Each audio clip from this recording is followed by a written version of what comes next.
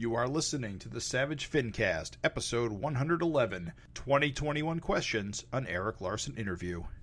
Chicago. The criminal mastermind called Overlord held our city in his terrifying grip. Ordinary cops were losing the battle against Overlord's super freaks and mutants. Then, a miracle happened. When I found him, he had no memory of his past. I helped him find an identity and a life. Now we have a fighting chance. Now we have the dragon.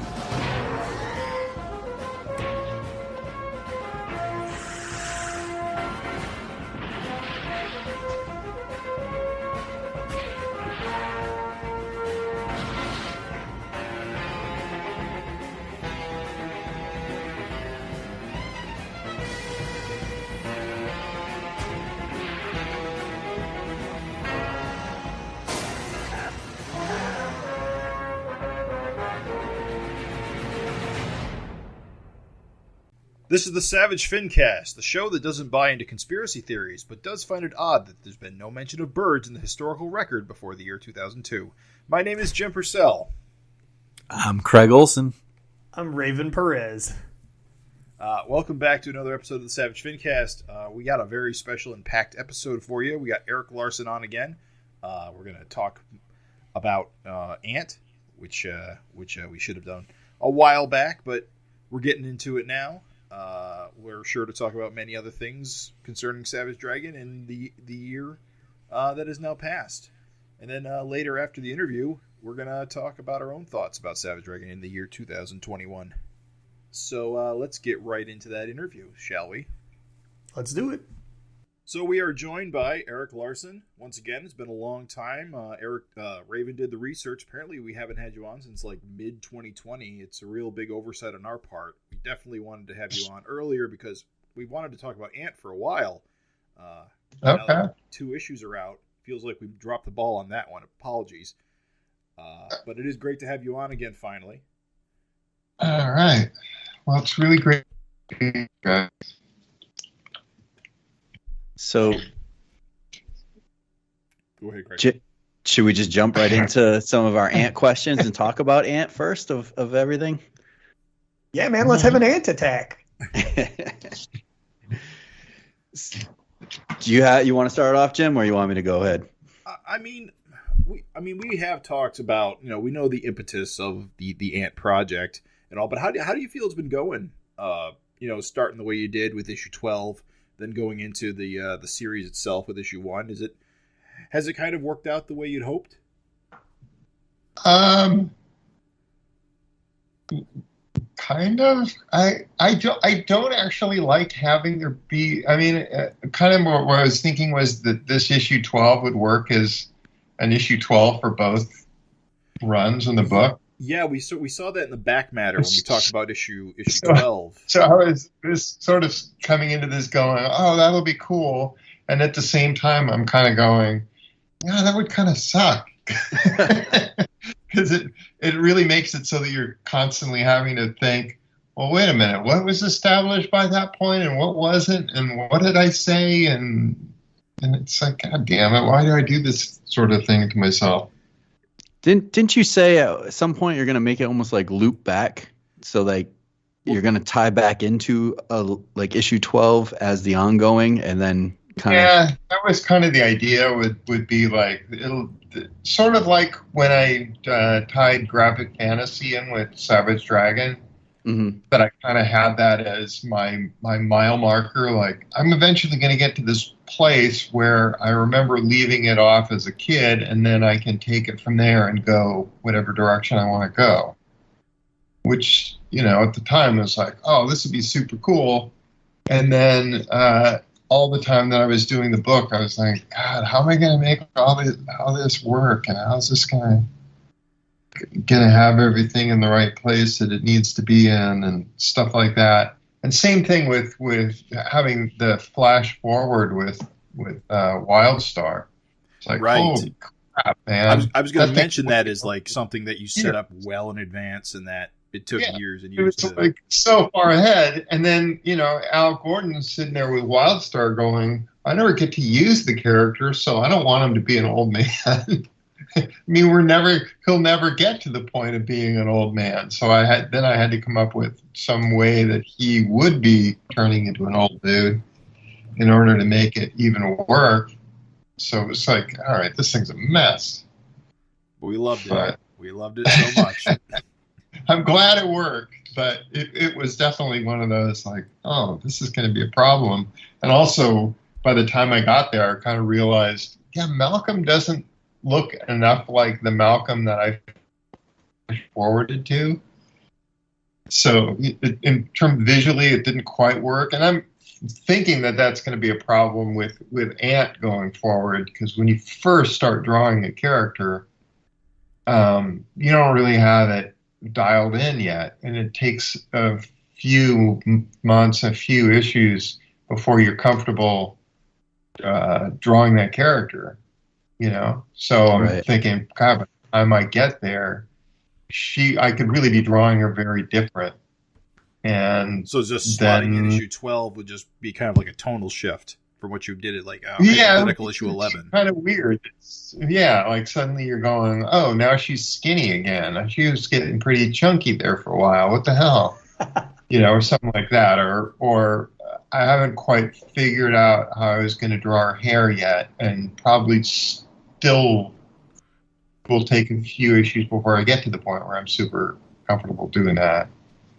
But yeah, it's all things that we've seen with the original Dragon character starting off kind of skinnier and bulking up, or the fin. Yeah, skinnier, and his fin was all over the place, and sometimes it's doing crazy stuff, and then as it progressed, like when I was doing the crossover with the Turtles, Michael Dooney was like, I thought I had it figured out when drawing that fin that you'd settled on 7 different sections. And I was like, I hadn't even thought that there would be a set number. I was kind of thinking of it like the Thing's rocks. Like you don't really, like nobody's sitting there going, wow, his shoulders has too many rocks in it this month. Yeah.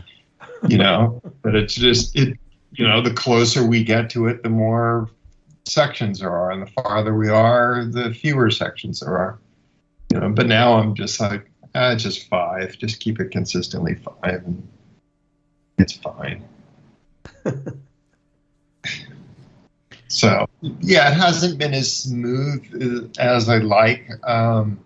There's also stuff where I'm having to draw covers way ahead of time. Right. And that's always a weird thing, because you're sitting there going, well, what am I going to feel like drawing in a month or 2 or 3 or 4, as the case may be.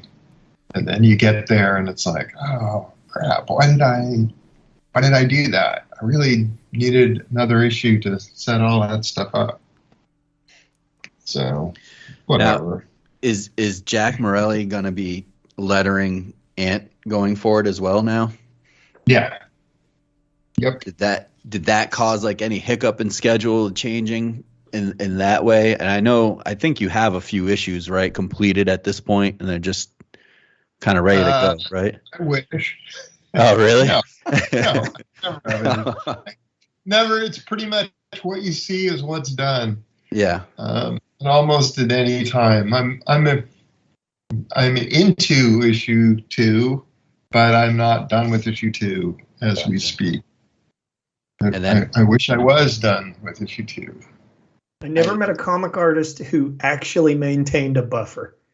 You might have a buffer of like, I had this glorious little window when I was working during the pandemic, when it first had started, where I was building time, and I was like, oh, I'm getting more and more ahead. This is awesome. Every issue's taking me about 3 weeks, and I'm going to get to that point where I've always wanted to be, where I'll draw an issue and then I'll draw the cover after I'm done drawing the issue, because that'll be awesome. Then I can just make it up as I go and then draw the cover like, oh yeah, this is what happened, so here's the best cover scene from the issue. And then I hit that comic strip issue and it all just fell apart. It's just a complete disaster, because that thing that took forever, and then I made a huge mistake of showing one of the strips to somebody who took real offense at it, and then I ended up having to jettison the strip that I had done and come up with a new one to take its place. Oh, no kidding. That was bad news, because I actually knew somebody worked on comic strips and be like, oh, this will be cool. And it's like, no, they were not receptive to that whatsoever. It's like, okay, let's not do that. So there's another strip that I drew out that, maybe once that person dies, I can be like, I did this one. Did you try passing the strips by all the living artists? Or no, I didn't. Okay. I learned my lesson. Yeah. Always ask for forgiveness. Better. Yeah. Better to ask for forgiveness than for permission, because, it's just a disaster. Yeah. And I don't really know that many of the people anyway, and trying to track them down would be kind of crazy. Was the cartoonist offended by the joke, or just that you were using the style? It was the joke, yeah. It was the material. It was purely the material, and it was just, there's just no two ways around. So my mind is going places, man. Yeah, it's going places, and I kind of don't want to say, because it doesn't serve any purpose. Right. Quick, let me throw this in here real quick. You've mentioned before this issue of not enjoying having an albatross hanging over your head with the covers, that you have to draw in advance and then, work an issue around it. But Savage Dragon has had 2 variants for a good little clip now. Had you given any thought to potentially only soliciting one cover, and instead of just having the other variant be like retro trade, just draw that, have that cover be your after the issue is done cover, and that way you can solicit just the cover you do in advance and a to be announced cover, because I've seen that in previews where they're like, oh, variant to be announced, and it's like, that way people can just order not even knowing what the hell it is. That way you get to have your cake and sort of eat it too.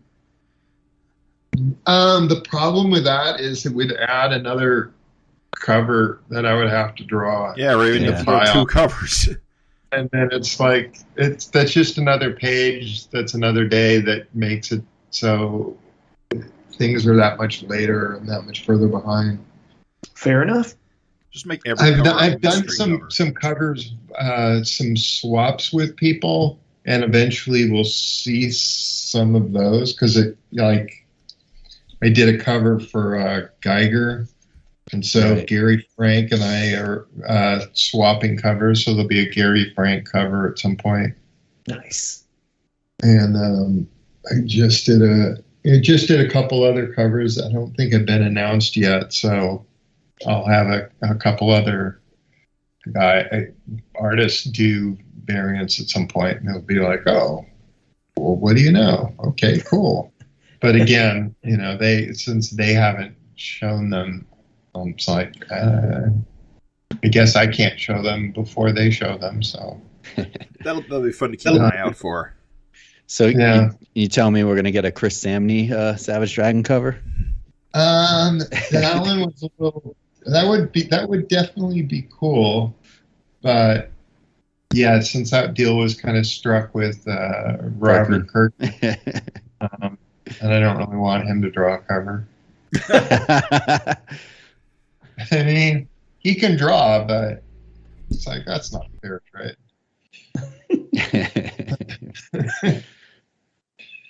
Understood. Yeah, there's that. I think, tell me if I'm wrong, but I think I remember you saying that Ant number 3 is going to basically be kind of like the Ant's point of view of Spawn 265. Is that? Yeah, there's a bunch of pages that won't be in there because they just have they just have Spawn, and so it's like I'm going to be doing my version of him in his Al Simmons in his apartment or whatever. So we'll get the other side of how she got into the battle with King Spider and stuff like that, and then so that then I can drop in a few pages from Spawn. So that'll save me a little bit of time, right? But it's not like there's a huge chunk of that I could just use. So it's not as much as I would hope. And then when it comes to an issue with Malcolm in it, because the styles of those are so different, I would have to redraw some of that. So that didn't. So it's like, okay, I've got the layouts for a couple pages that I'll use there, but I'm not going to be able to just use that completely transferred over. So, it's still cool though, I think, to kind of have like a Spawn guest spot, kind of draw some readers of Spawn into the new Ant book too, and also check that out.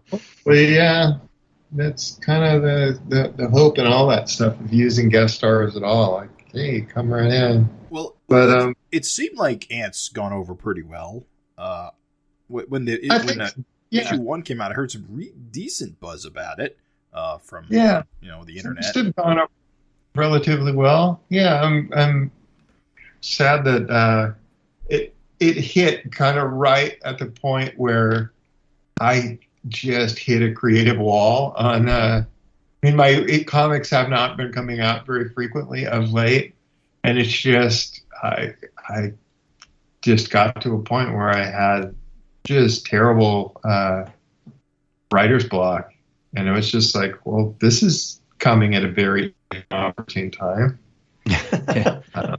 And it's like, how does one get through this? And it's like, well, I don't know. I don't have a good answer to how one does that. But staring at a blank sheet of paper doesn't seem to be the way. That is the worst thing you can do.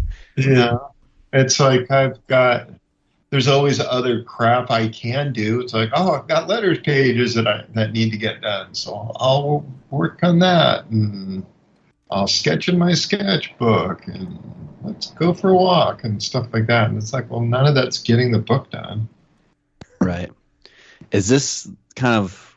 I don't recall. Well, I guess I don't recall you ever having have a writer's block like you mentioned before, and maybe you just have not said it publicly or anything like that. Is this something new this is for you? Kind of this is a new one for me. I've had periods where when I was the publisher at Image where I had so much other crap that needed to get done, right? I couldn't devote as much time to doing the book. So there were a couple of pretty bleak years there. But this is the first where I'm sitting here going, what the hell am I doing here? And sometimes, too, there's stuff gets done that you just don't see. Or it's like, there's 2 Ant covers that I've drawn and one that I even colored that those aren't going to see print. I mean, they may see print as, look at this fucked up thing, but they don't see print as actual covers on the book. But it's like, I did one with Ant and Daredevil that just didn't work. It just wasn't very good. So, and then I didn't want to have the Spawn in the book, like with issue 3. That seemed like that was a little too early. Mm-hmm. But I did some other cover for 3, and it was not good. It was just some hair fighting some made up character, and it's just like, this character doesn't look cool, and it's not a cool cover, and the deadline is looming if I'm going to solicit this thing right now. So I guess I'll just kind of do a different version of this Spawn cover, and that's at least something I can do. So yeah, it's not all fun and games, kids. Would you say that the block has been coming, primarily from Ant or Dragon or both? It's been both. It wasn't really like I can do this and not do that. It really was a thing of I don't know what the hell I can do on either of these things, and I'm just trying to slug my way through it. I was trying to work on Dragon and Ant simultaneously. It would be like, oh, I'll do a page of this, and then I'll do a jump back over here, and it's like, well, this is just extending both of these like a crazy amount. Yeah, and it's like I don't even know that talking through anything helps in any way. But it's like, trying to get through it.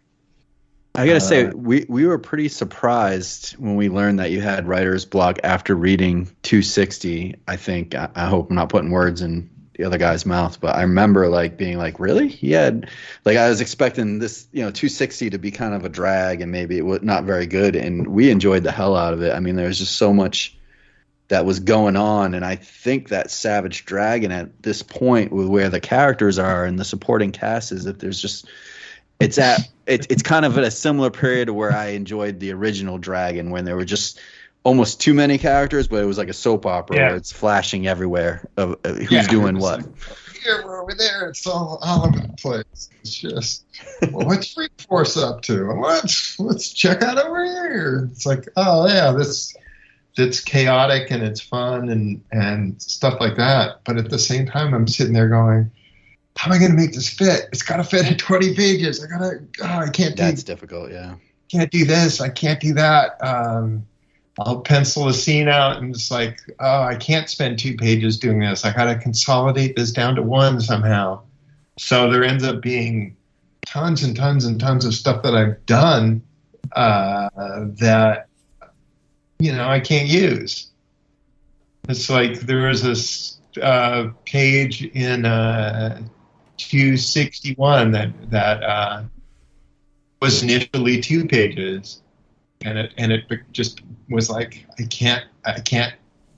don't have the room to make this 2 pages. I've got to make this 1 somehow. And then, sometimes it really affects the page turn by taking something that was going to be 2 to suddenly it's going to be 1.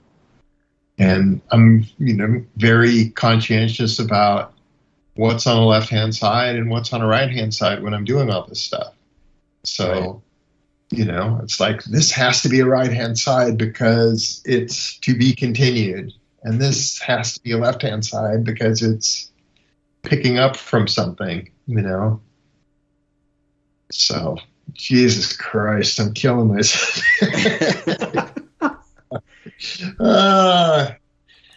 Are you going to make them? I would have thought this was all supposed to get easier as I get older, and what ends up happening is you don't want to do the same thing that you've done before. Right. And so eventually you run out of stuff that you haven't done before. And that becomes its own set of problems. Like, oh, I've done this kind of a punch shot 1,000,000 times. Well, it's a different way of approaching this. Like, hell if I know. Well, How do I do that? It probably gets easier for most cartoonists, but since you've drawn 260 pages of the same, title, it's super difficult for you. Well, it's that, and it's so it all just accumulates too, where you're going, I don't know what characters are still alive anymore, and it's like I got this vicious circle jerk coming up, and I'm sitting there going, okay, let's get all the vicious circle guys together. Let's have it be a big hootenanny with all these dudes. It's like, well, who's alive? Who's not alive? What do their goddamn costumes look like? and using the wiki some, and then going back and forth, and it's like, I've never established this guy's legs. I've only shown him from this angle. We've never seen this guy's back. We don't know what this guy looks like. And then we got to give color notes for Nico's on absolutely everything. Yeah. Sending him files and stuff. And then realizing how many of my characters are visually redundant of each other, and just going, am I really going to have 6 different guys with different color skins who've all got horns on their heads all hanging out together? I just did this issue that had Torment in it. Am I going to have there be 2 other guys who've got little heads growing out of their head in the very next issue? That's no good. So, all right, let's avoid a couple of those guys and not have them show up as part of this gang. On the other hand, it'd be nice to go, let's kill these son of a bitches off so I don't have this redundancy. But whatever, I painted myself into this corner. Complain about it. And then some of it's like, I don't know where I'm going with this. What the hell? This is, you're going down this slide and you're going somewhere, and it's like, where the hell am I going with this? It's just supposed to build up to something and pay off in some way. I don't know. It's wild. It's wild because, we do these shows. This is kind of going to be a little bit of a year in review as well. And I went back, I read everything today that came out this year. And the funny thing about it, Eric, is that even as we read them and do the FINcast, sometimes you can, as a reader, feel like a sort of a disparate, disconnect. But then man, when you read it all at once, it feels like seamless. I mean, it's perfect it's crazy how perfect it connects. And I was just like, God damn, Savage Dragon, I know you say you're flying by the seat of your pants every issue, but I mean, hell if I can tell. Yeah. I definitely, well, that you're going down that track though, because you've set all this stuff up. So it's like, I know this needs to pay off in something, but there's certain things too that I'm like, okay, well, I don't know where this particular thing is going.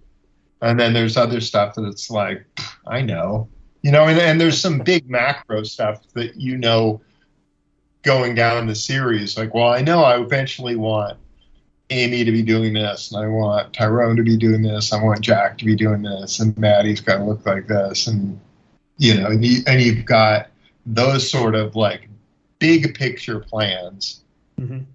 And then, and a lot of the minutia becomes the stumbling block where you're going, okay, well, I know I want to get there, but I got to do what's for lunch today, Sure. And that can become another thing. You're like, I don't know, what are we doing here? What's going on? I really think though, since 250, you've been doing such a great balancing act between bringing in old fan favorites, whether it's, the Vicious Circle and Mako and Thor, then sprinkling in brand new characters like Walter or North Force, and even bringing back Malcolm kind of reoccurring characters like Torment and stuff like that. And it's been so fun. I was, again, shocked that you had writer's block, because it seemed like since 250 that you've been having so much fun with this comic, with Paul coming back. Paul's been such a great addition to the book. And the dynamic there. I love how much Malcolm hates him. He's just so annoyed with him. Just resents that he exists. It's like, God damn it. We had a funeral for you and everything. It's like, But it's so great. I mean, that's such a great dynamic that, he's not just accepting him. It makes it super interesting. Well, cool. I'm glad that part's working, at least. Malcolm, like me, is waiting for the other shoe to drop. Yeah. Well, we'll get there. I think Paul is great as an addition to the cast, though, because he's, for I think a lot of those old Savage Dragon guys who can't move past, Dragon was a cop. Dragon's the star of this book. You get to sort of have that Dragon feeling, but also Paul brings so much new to the book. Yeah, it's kind of like Masterstroke, man, bringing it in. Well, because he's got his own supporting cast that we'd never met before. Mm-hmm. Right. So it's like, oh, yeah, I got to go talk to my buddy Joseph Strange. It's like to see what he's up to. Like, what? Who is this guy? And then a bunch of his guys weren't even around. And then, Dart in his reality was called Poison Dart. So when he refers to Dart, so occasionally he'll call her Poison Dart. That's stuff we love. We love that stuff. Well, it's huge for like super Savage Dragon nerds that have been around and just eat up this kind of backstory stuff. It's also, I think, fun for the newer cast, the newer readers that want to see Dragon. It's also nice that I published those 2 graphic fantasies, so those are out there for people who really just want to read that stuff. It's like, oh no, that actually exists now as a thing that you can read. Yeah, that was great. I mean, even down to like the same paper stock. So it's for those of us now can't afford a copy of that. Yeah, to still have that in our collection. Nobody who can afford that stuff.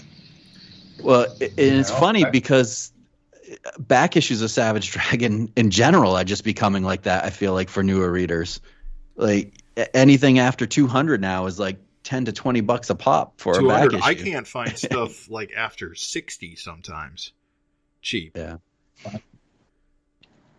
Yeah, sorry about that. It's pretty wild though how much the market has picked up on that, and hopefully that's translating to sales of current issues of people getting interested in the current comic. But it is nice. I mean, as much as I hate to see those prices go up, in a way it's nice because it translates to people purchasing the comic. Yeah, and unfortunately I'm kind of blowing it by not having my book out every month, because that's the one thing that hurts sales more than anything, is when your book is running late. Yeah. It's because stores will be like, oh, I haven't had one of these in a while. Let's cut back on this, and it's like, oh, that's not good for me in the long term. Yeah, it's probably always harder to get it back once it's gone. Then it's always like the pressure. Gotta get it out. Go. And it's like, God damn it.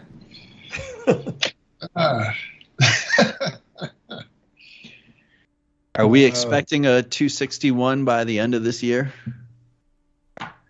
I think just because of the way printing is and the holiday season, I think it becomes January, even though I've turned it in. Yeah.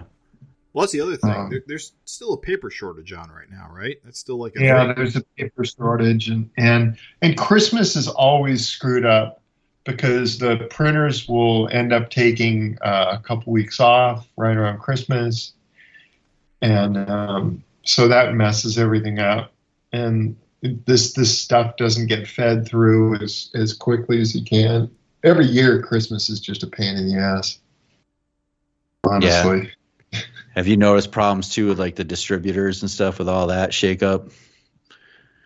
I haven't seen it on my end so much, but when I talk to retailers, like, yeah, we're getting books from Marvel and they're all damaged because those guys don't know what the hell they're doing, and all these DC books are problems. But Diamond kind of had that part dialed in, so books arrive from Diamond in good shape. Right. Thankfully. One of the questions I have for you is, I know like in the past few years, a bunch of your comics have gone back for second prints. I think most recently Ant 12 had a second print. And then I'm reading that Image has got a new policy that they're not doing second prints anymore. What are your thoughts on that? I mean, it seems like... I'm not happy about that, and I kind of found out about it after the fact, like, oh, we're not doing this anymore. It's like, okay, well, are we gonna print the shit out of every issue we put out now? Because are we going to just overprint by 1,000 copies? Because it just seems like probably should do. Is the logic that by assuming that reprints are coming down the line, it lets comic shops under order, and so this is supposed to incentivize orders? Yeah, I guess it's part of it. It's like, come on, you guys. So maybe they should make that policy for like issue ones, but sometimes I just feel like there's surprise issues out there that they just don't catch on until, the first round of people read it. And then, so it stinks if you're a creator and you can't capitalize on. Yeah, I guess there's generally trades of a lot of this stuff. So yeah, even if you can't read the monthly issue, you could conceivably buy the trade.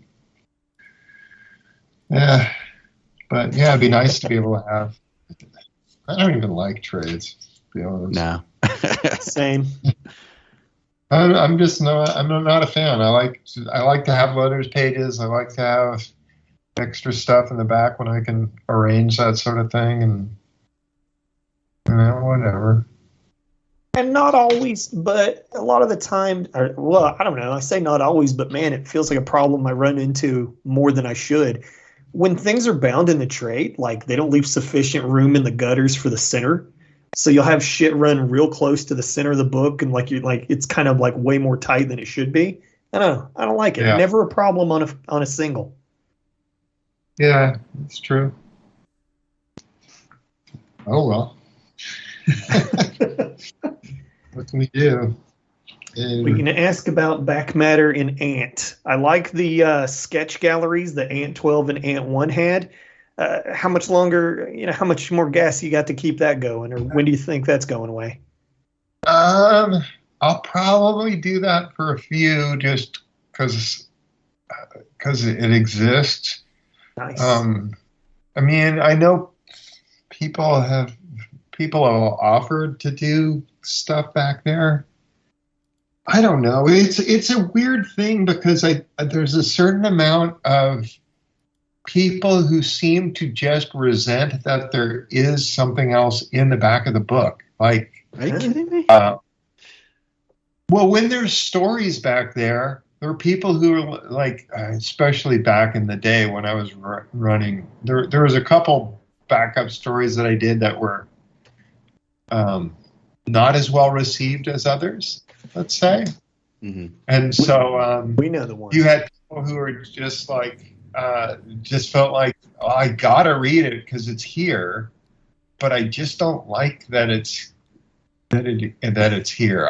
I feel like I have to read it, and it feels like a chore to read. Jesus, people, and I actually kind of felt that way myself reading. There was another book that we had published that had backup stories in it, and it's like I read the lead story fine, and then there's all this stuff in the back, and I was like, was it Invincible? Because Invincible had some weird backups for the first few years, as I recall. I was actually thinking of G-Man, because G-Man, okay. I mean, it wasn't like the book was around for a long time, but it had backups in it, and it's like, I like the G-Man stuff fine, but I'm just not that into the other stuff so much. Well, I think it's it's bonus content. I think is and people say it's part of the value. Yeah, it should be like if you want to read this, you can. And it's like I grew up reading my dad's comics, so those always just kind of assumed. You're a reader. You're reading comics. You must love all comics. Yeah. So we're just going to put random shit in the back of this, and we hope you like it. Silver Age DC Comics would always have, like, Gary the Turtle, and all that stuff. Everything was practically like a anthology back in those days. Yeah, so everything was like expected to have like the Golden Age especially was really like that, and a lot of them had regular, ongoing, funny strips. Because my dad had this huge, long collection of Captain Marvel adventures, and in the back of that, you could count on there's going to be Captain Kidd, which fucking sucked always. It was just like, why does this exist? It's not funny. It's not entertaining in any level. But I would feel like, oh, I got to read this thing. And then there was 1-page funnies strips that were in there, Tightwad Tad or whatever, and those were fine. You know, they're always just the corniest jokes imaginable, but they were fine. And then modern comics just don't have that stuff at all. Yeah. It's like you get the lead story, and that's all there is. It's just a lead story, and there's no. Most comics these days don't have letters pages even, and so if it's like there's no letters page and there's no back matter of any sort, what the hell is it? Just going to be ads? That's cool. Yes, the answer is yes. Yeah. I mean, reading a comic, especially when it had like, back matter or the soapbox. I mean, you just felt like more of a community. Letters pages, a soapbox. You felt, I don't know. Maybe it's just people aren't young anymore and that are reading comics and just don't care and go online. I don't know. Yeah, well, it's super easy to do that and go online. It's like, oh, it's right there. Let's just do that, and you can all talk through. Oh, did you get the new issue? Let's all talk about that right now. And then the problem gets to be for me that people will talk it through online, and then they don't send in letters, and then I'm sitting there going, well, what do I do? Because I like to have there be letters pages, and I'd like really for there to be long letters pages if I can, because I like that. Right. And so if people aren't writing in, it's like, oh crap, what am I going to do here? For Ant on the 3rd issue letters page, because I was running so late that I was like, I've got all these letters for issue 1. Why don't I run those in issue 2? Because I've got them. They're right here. So let's just run those, rather than have to come up with a text page for a 2nd issue, which is always kind of a drag because you've already said everything you wanted to say, really, to set up the series. Mm-hmm. With this, it was like, well, I've got the letters. I might as well run them in issue 2. And so with issue 3, I was like, well, there's been all these reviews for issue 1. Why don't I run those kind of as though they were letters and just have those be in the 3rd issue? So that's what I'm doing on that. So that's something. I suppose I could do that with Savage Dragon too, if it came to it, and just start finding people who are writing reviews. I feel like the letters are flowing in Savage Dragon as of a while now. I mean, I feel like it was maybe like 10 years ago. There was, I forget what issue it was, where it was like that blank letters page. Yeah.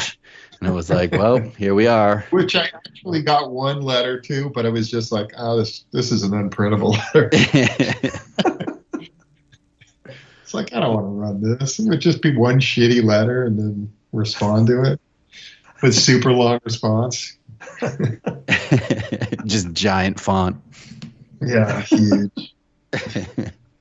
But no, I mean, am I wrong? It does seem like the letters are kind of coming in now. I print pretty much every letter I get.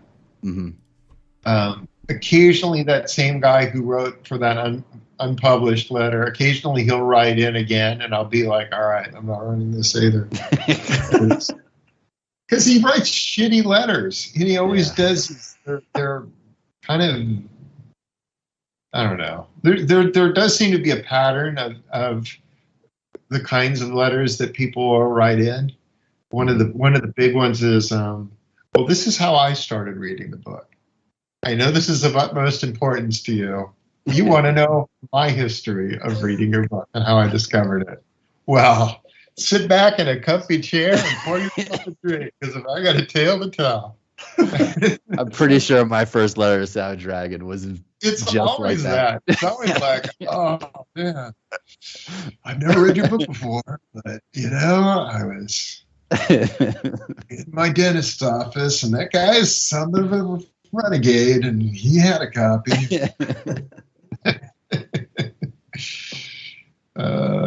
We've been doing those. We've been doing those retros, and I really relish reading those letters from back then because, goddamn, it felt like you guys would print anything. Some of those letter writers back in the '90s were whacked out, man. Well, and there's so many more, 12 and 13-year-olds writing in. Oh yeah. That was the cool thing about doing comics at that point, is that for that brief window where comics were really respectable, and that every kid thought he was going to become a millionaire. They would just be like, we're buying comics and we're reading comics, and it was all like 10 and 12-year-olds, and you would go to the conventions and it'd be like, what the hell? There's all these normal people walking around. What the hell? What's going on here? Their parents. And it was just like regular human beings that were coming to conventions for a while, and then as it's gone on, more the hunks of tape in the middle of people's glasses have returned, and it's like, all right, my people. The basement BO. Taking it back. Yeah, that I've never seen sunlight before. Tan. The guys that get super nervous. Yeah, that. I was like, oh God, I can't believe. All right, well, that's cool. That's hilarious. Hey, I wanted to pick your brain on Savage Dragon 258. I'm kind of bouncing around, but this issue really intrigued me. Right. I know you're a big fan of a certain podcast, and this issue is just kind of feels like it's I did a little research, and it's filled with Easter eggs for this. Is it the Unmade podcast, or? There was two. There was two. I first got turned on to a podcast. My son turned me on to a podcast called Hello Internet, which when you look on the cover, there's a nail and gear, and that was a Hello Internet thing, and then a lot of the other stuff was just from the Unmade podcast, which is just like, all right. I try not to make it too intrusive, that it's just, no more so than when you're reading any issue and I've got a Toronto restaurant that you might not be familiar with. Right. Yeah. It doesn't impact the story, but once I started digging into it and looking at it, I was like, oh, there's like just dozens and dozens of Easter eggs about this one podcast. So I was like, what is the podcast about, and what is it that that you like it so much? I didn't listen to an episode, but I looked at their merch and stuff, and it's like, oh, all this stuff shows up everywhere in this book. Yeah, it is everywhere. Kind of what I like about it is it's just like two guys that are super old friends, just can kind of rib each other a little bit about this and that, and it's just something to listen to while you're sitting there staring at a blank page or not. Yeah. And so, initially, I just was like, oh, there was a store that was in where they lived, which was Adelaide, Australia. So these guys grew up as friends in Australia, like, a million years ago when they were kids. And so as growing up in any local areas, you've got those commercials that come on TV that you listen to again and again and again. Mm-hmm. And one of them was a commercial for a place called the Sofa Shop. And And so they would always hear that same jingle over and over and over again. And at one point, one of the early episodes, they got talking about it, and he played the jingle from the Sofa Shop. And then they both had it so stuck in their head that they just kind of obsessed on it. And eventually they were getting in, different people would do covers of the Sofa Shop to send it into their podcast. And so they play this, here's this reggae style Sofa Shop cover, here's this bagpipe Sofa Shop cover, here's one played on French horns or whatever. And eventually they even, when one of them was visiting the other in Adelaide, they actually tracked down the guy who wrote the tune and the guy who sang the tune, and talked about it and did an updated re-recording of the same song. And it's like, I don't know, it's kind of this crazy thing. The premise of the podcast is two guys coming up with ideas for a podcast, because they couldn't decide what the podcast should be about initially. So it was like one of them would toss out, and initially each one would toss out two different ideas, and then they'd talk through whatever that idea was. That's awesome. And so it's it just, a lot of conversations spring from that of wouldn't this be a funny idea to do this and like that, and they're good humored, and it was just an enjoyable thing to listen to. That sounds great. I just know, like, I was looking on like their merch, and like everything in their merch thing is like, wait a minute, because I saw it all in the book first, so I had no idea. And I remember when we were reviewing the issue, we're looking at Walter's swim trunks, and we're like, what the fuck is that say? Like, we couldn't make out what the words were. And it was like, does that say Fanta? Like, what is that? Like, why? It was so random. And then I saw it on the merch page. So they must have some kind of, that must be another inside joke on the podcast. But we were so perplexed. Yeah, they did an episode called My Favorite Piece of Clothing. And then they started talking about, this one guy had these Fanta shorts that he had as a kid, and basically he had these shorts, and they kind of became him. Like, he would wear them all the time, so people would kind of recognize him from his shorts. And then at some point he grew out of them and retired them. And then on his birthday, the other guy had them framed and presented them as these framed things that he could put on his wall. And so it's like, that was kind of so it all became like, how many of these little in-jokes, once I started getting into it, how many of these references can I stuff in here before it gets annoying, Well, like I said, if you didn't listen to it, like, it seems some of the things just seem like strange choices, but Hind Dog. Just the name Hind Dog. Everybody was like, what? And those are the two hosts, right? That are the guys at the house. Yeah, that was one was Tim Hine and Brady Heron were the two hosts. They have a pretty sweet house. Cool. Yeah, that's totally made up. But they don't live anywhere near each other. One lives in the UK, and the other lives in Australia. That issue was a great issue, though. It seemed like it must have been a lot of fun to write. I mean, you kind of start off with the action with Thor and get but the adventure with Walter.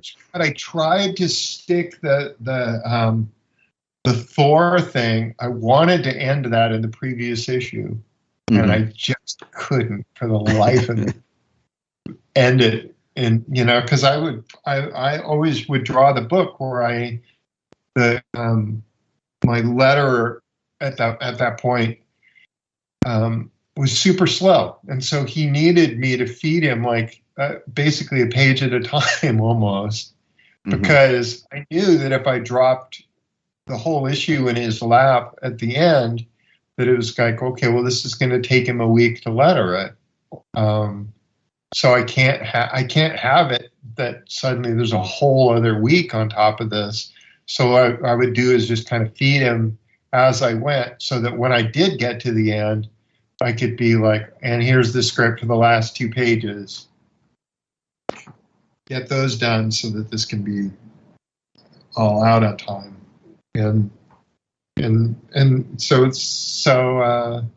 now it's a little bit different. I still write a chunk of it, or script a chunk of it, but the new guy is like, just, if you could give me the first half of the book and then give me the second half of the book, then we're good to go. And it's like, all right, okay, nice. That's a little more sane than trying to write it a page at a time. And so when I would be drawing it a page at a time and then writing it a page at a time, I would get down to the end of the book and going, oh crap, I've got 3 pages. How can I wrap this up in 3 pages? And with the Thor thing, it was like, there's just no way to do it. It's got to be bigger than that. So it ended spilling out into the next issue.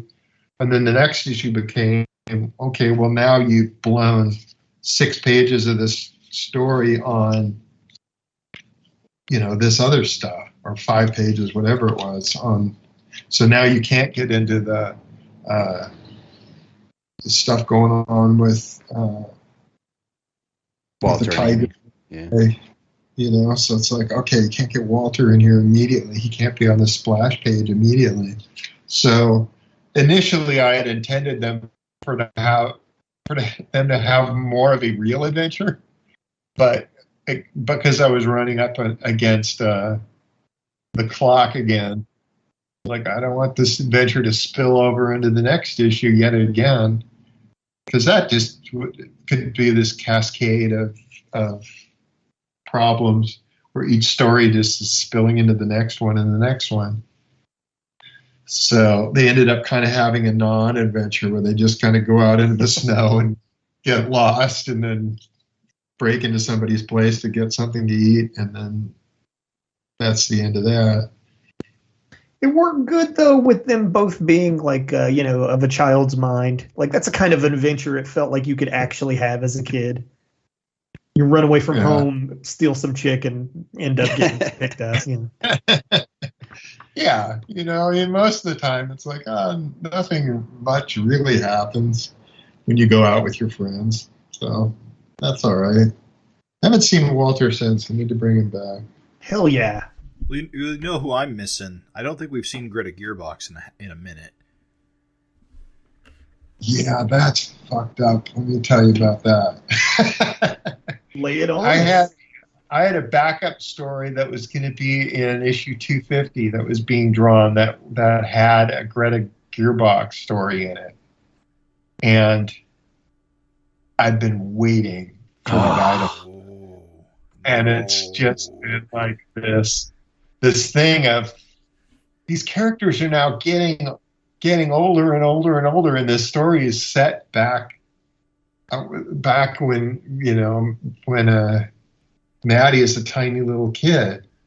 And it's just, as time goes on, it's like, is this ever going to get finished? For crying out loud, this is unbelievable how long this is taking. Is it something that impacts the character so you can't move on with the character? She gets pretty fucked up in this story. Oh. And so it was kind of, the idea would be like, I kind of felt like she was making, their world is fantastic enough that having there be this extra person that's, and we've got a robot, and we've got a friend who's a talking tiger, and it eventually just got to be, there's too much fantastic in their life, and they kind of feel like they need a little more ordinary in their life. Like, can they have friends that are just regular people friends?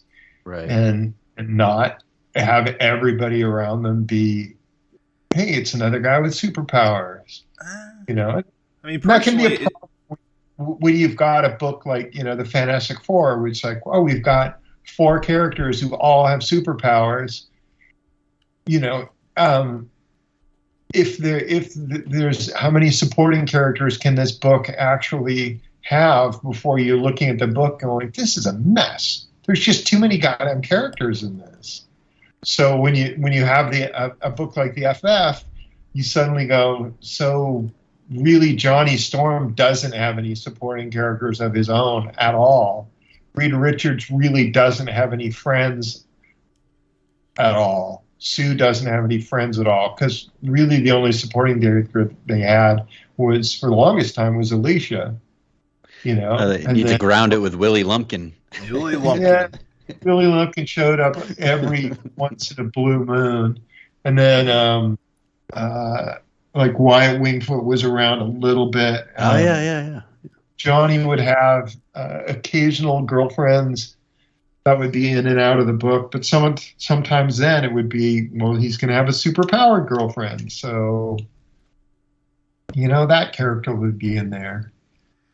And that book never felt right when it wasn't the original 4 anyway. Right. So then it really becomes like, okay, all these characters are getting older now. And blah, blah. Anyway, my concern with Savage Dragon is, you know, he's a guy and he's got superpowers. He's now got 4 kids. They've all got superpowers. And then they're going to have a robot maid, and she's essentially got superpowers. Now Amy's got a buddy who's a tiger. You know, well, that's not usual either. And then we've got a brother-in-law who's got invisible skin and skull head, and you know, and then his half sister is part of Freak Force, which ties all those guys in there. And then the only real regular friend they've got is Angel Murphy, and she's got superpowers. Yeah. So, you know, eventually taken all together, it just becomes, do they know any normal human beings who aren't like tied in with something crazy? I mean, Dragon only ever really had Alex and Frank, and the occasional girlfriend. Yep, that's true. But well, he had all the police officers too, and for a while, he had that because that way it was like, oh, he can be part of the team at the same time that he's a solo character. So I was able to kind of go both ways there, and just be able to go, when I need a team, I've got unlimited number of chuckleheads that I can haul in here. Right. They really made Dragon feel extraordinary, like, you know, because he was just this hulking guy standing around a bunch of just guys that could get killed any second by any of those vicious circles. Yeah, and did. Right. You know, so I am missing that element, which was something that the book used to have, and you know, Malcolm's been a police officer, but not enough to really get that going. But it kind of felt like when I was doing Malcolm as a cop, like, oh, geez, man, kind of felt like I played this out so much that it just didn't feel like, oh, this is something new. It just felt like this is something I've done already before a million times. I don't know.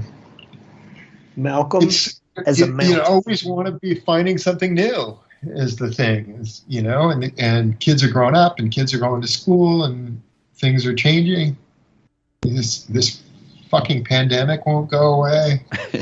That's another thing. It's like, do I really have to draw people with masks forever? Jeez, that's no fun.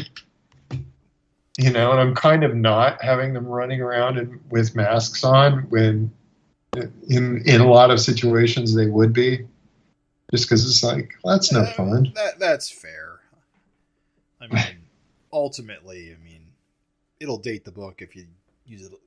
That's just a little bit enough. Kind of the point of Savage Dragon is to date the book, though. Yeah.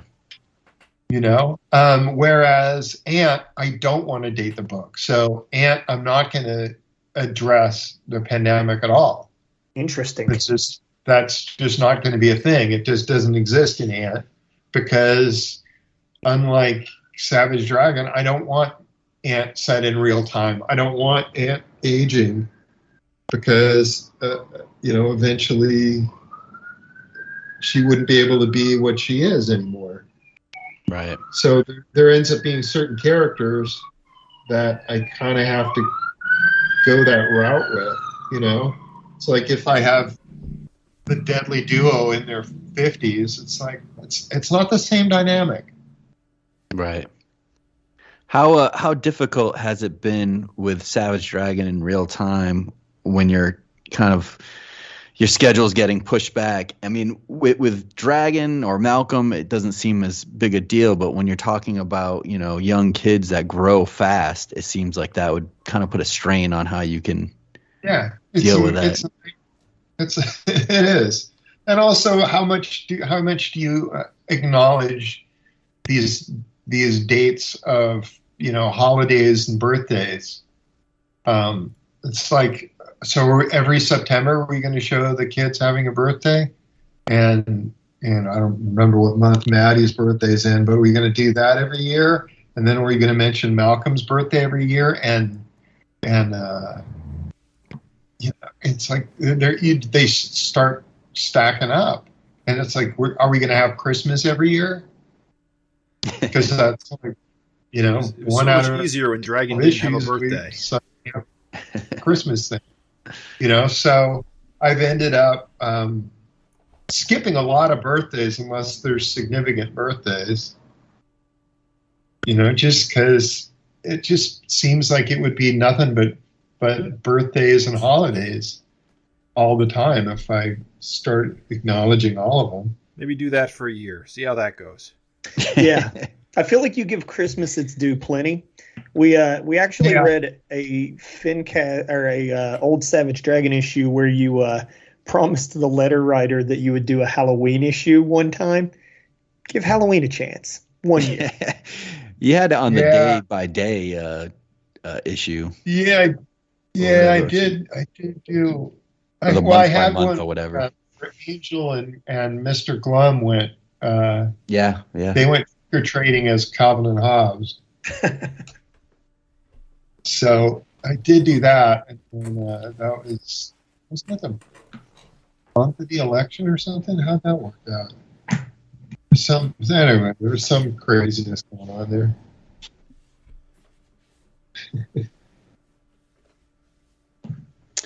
I want to, if you guys don't mind, I want to talk about 260 and the experiment you did there with the two letterers, because I don't think it's anything I'd ever seen before.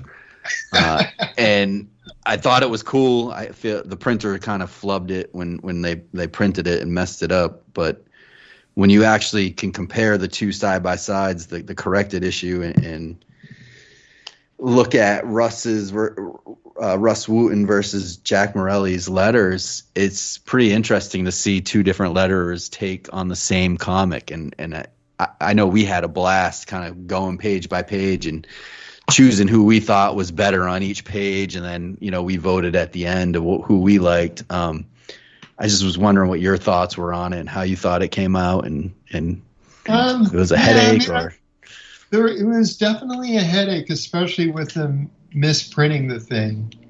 Basically, it was like the Farron Delgado thing fell apart. He was really understandably tired of me at the end going, go, go, go. And he's just was having a tough time with that, and always felt like, I'm being pressured to do this super quick. You never give me any lead time. And it's like, all right, granted, I'm a pain in the ass.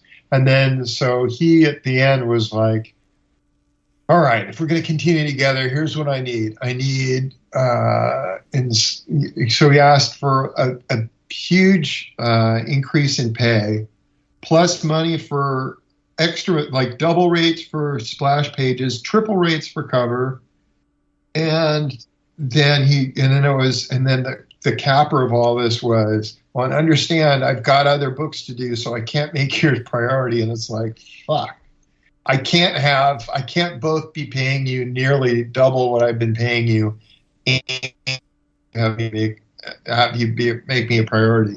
Because it's like, if I was paying you almost twice your rate and I could count on you, that would be like, all right, shit, I guess I got to find a way to make this happen. But I can't have both. So I needed to find somebody. And then it was like, well, crap, who am I going to find? Because I love his lettering, and it's like, yeah, it is awesome. I absolutely love what he has been doing with the book for this period. He's been doing the book, and it's like, and so I was at wit's end after that whole thing fell apart. And so I was like, well, I know Russ, he has done the book before, and he comes highly recommended from many people, and he does a lot of stuff, and he's quick and he's good. And so I was like, all right, well, I'll have him do it. And then what happened is I went to this comic store and got Rob Liefeld had done this issue of The Shield for Archie. Right. And Jack Morelli lettered it. And he was kind of doing old school lettering. And so I was like, shit. I should have had this guy doing it. I should have had Jack doing it. He can kind of do that. He can kind of do what I was looking for. But I had already had Russ doing it. So I was like, well, can he do exactly, the kind of thing I want? Or can he? Let me try this guy out. So, I already had one guy going. I got the other guy going. And then it was like, well, we always do different covers every issue, where there's the pseudo Marvel dress, and then there's the standard Image dress. Let's just do an alternate inside, dude, and have there be these two different books. And paging through it, it's like, all right, I like this sound effect better over here. I like this stuff over here. I thought, I kind of thought that I kind of like Russ's torment dialogue more. Mm-hmm. It kind of seemed more crusty and cooler to me. But then I liked Jack's title more. I liked sort of the naturalness that he's got for the word balloons in terms of just the other people talking. Some of Russ's stuff seemed a little too stiff and formal. Like the knock on the door where it's all squared off, and it's like, not as into that. So, but if Russ had followed Chris Iliopoulos, I never would. It just would have been seamless. It would have been like, okay, this is the style of the book, and this looks fine. Off we go. Yeah, I know for us it wasn't clear cut. I mean, we were going back and forth. Yeah. Like, there wasn't a clear like this guy all the way. It was like, well, I like you said, I like this how he did. This guy did this one this way, and this guy did this sound effect this way, and in the end, I think we all said Jack. I don't remember. I know I did. I don't know. Yeah, that's how it shook out. Jack won, but I mean, it was squeak by. It was like a one-page victory. But yeah, there's definitely like places along the way where I'm like, I really like this lettering bit here, and this over here, and it's really like if I could just marry the two of them and pick and choose different places. But yeah, it had to be a hard decision. When I do the trade will have Jack's version, not Russ's version. It's funny because it's so interesting, like how much lettering, affects the look of the overall comic. I mean, yes, the art is the biggest part in the draw, but lettering really, like, I just don't think a lot of people realize how much lettering contributes to the feel of a page. I would think if somebody else had done this experiment instead of me, that you'd see an even bigger difference, because I do balloon placement. Mm-hmm. So all balloons are generally in the same place as the other guy's balloons.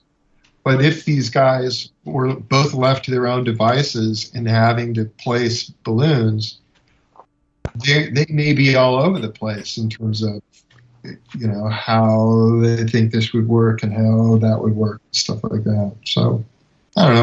Maybe they're all fairly obvious choices on my end, but yeah, it's interesting. Not related to the lettering battle, but I just have to say, having Torment strangle Malcolm with his own intestines, badass. I always love a good squit sound effect. Good squit. Yeah, I don't know how many people caught that. Those last few pages, I was homaging myself from a million years ago. The miniseries, right? Yeah, the miniseries where Dragon was fighting Super Patriot. Yeah, definitely caught that right away. Oh yeah, super fun. I love when you do those flashbacks with Malcolm and Dragon because they're related. So in my mind, it's in his genetics to kind of act very similar to his father. Yeah. Have those similar kind of, reactions. So it's always cool. I know you've done it a few times. A few of those callbacks. It's fun. This one also had a tribute cover. Not like tribute so much as kind of like you were doing your spin on who's the artist? Help me out, Craig. Say Gil Kane. Gil Kane. Yeah. Any reason behind that in particular, or just something you felt like doing? I just always love this cover. Yeah, there are a bunch of covers that Gil has done over the years. There's a couple artists whose covers I just am like, this guy got it going on. But Gil, there's been a bunch, and Herb Trimpe, there's been a few. Mm-hmm. And Jack Kirby's, there's been a few, but I haven't done one yet. And I find that weird that you haven't done one. Yeah, it is kind of weird that I haven't done. I mean, I guess the 200, one of those covers was Jack, so that one kind of counts. Yeah. But yeah, I can't think of any homage cover I did that was Jack straight up. You have the Sienkiewicz homage with Sienkiewicz, whatever. Sorry, I don't recall you ever doing an homage of another artist interiors besides like Kirby or am I off there? I'm just really clever. No, I am not above swiping. I mean, that one though is not you trying to hide anything. That's pretty obvious. Really super blatant, and you were supposed to catch it, but yeah, I don't know if there's anything else in here I could point to and say, yeah, rip this off. But, I mean, it's not like I do it every single issue all the time, but occasionally there will be definitely some where I'm like, this needs a little something from somebody. Yeah, I guess I was too busy swiping myself in this issue to steal anybody else. Where did the idea for making 259 a North Force Zero variant come from? Something that was kind of new that you've never done, I think. Yeah, that one was. I think it was just because I wanted to do the pages in the back, the profiles. Yeah, I wanted to do all the profiles, and I had already had other stuff that was going to be in there. So it's like I knew I was going to be having their secret identities and detailing some of that stuff. So then it became, all right, well, I want to do a bit of this stuff and shove it in the bag. And how can I do that? And yeah, I mean, there's not much difference in terms of story content. There's a voiceover in the North Force, and then there's not in the regular issue. And I think and then the title's different, but I think other than that, there's not much that's different. What do you think, like, the reaction? Are there people out there expecting a North Force, like, continuing series, or is there confusion on that end of, like, the zero and nothing? Well, yeah, no, there hasn't been that much. I know that there's been people who have been interested in seeing it. I've had a couple people who said, if you want to do one, I'd be willing to draw it. But cool. The problem is I don't really have like a million North Force stories necessarily. So it's like I could do a mini series, and I was thinking of I could do a mini series where they're on their way to wherever the hell they're on their way to at the end of this issue, and just keep doing flashbacks of, and this is how we met, and this is how this character first ran into this character, and stuff like that, and then get to, okay, now we're having the right now this is happening adventure, and then take it from there. But I don't know. It sort of seems like some of it's a far gone conclusion anyway. That they're going to go someplace and then probably going to live and come back and be fine. Dude, buy the shit out of that. Just saying. Yeah. Yeah. Captain Tootsie and North Force on an adventure? Hell yeah. Is it something that you're thinking of, or is it kind of just... I laid out a few pages with the idea that might happen, but I don't know that will ever happen. Do you notice like a bigger bump in sales in Canada when you have like a North Force Zero or something? Is there any way to track that? All. Yeah, I haven't any idea what goes on there. Having Raptor be the old woman was very inspired. That was a good twist I liked. Yeah, there's a few that I thought were kind of fun to do, just because you wouldn't expect, like, I wasn't expecting, the guy who was the main dude to be, who I think all of them were like, they're called secret identities, like the guy said, it's like, if they all look like how you expect them to look, then they're not very they're not very secret anymore, So it was kind of fun to monkey around with stuff. Yeah, Grizzly definitely. and Raptor. Yeah, you expect like the guy who's like Jet not to be, some bulky dude. I expected him to be more like the bear or, like Grizzly or something. It's just cool. Yeah, and just having a girl change into Grizzly, I thought would be, there's no reason this couldn't be a female bear instead of a male bear. Yeah, and like Raven said, Raptor is just some really old woman with a walker. She turns into this like agile, like, crazy clawing character. And then I guess is that his skin that's just like pale white like that? No, that's not his skin at all. He's completely masked up. He's just got this little mask underneath his mask, so that you're not seeing his actual skin. glad you asked that, Craig. I was like, is that makeup? Does he like make his mouth up? Yeah. No, I was kind of thinking, like how Mr. Miracle has this. It's just his face the way it is. I tried to do his mask where I didn't show the lines where the mask hole was, and it just looked weird. It didn't look quite right. So I was like, I'm going to have a mask hole, but I'm just going to have it be white inside, and people can scratch their heads. What the hell's that all about?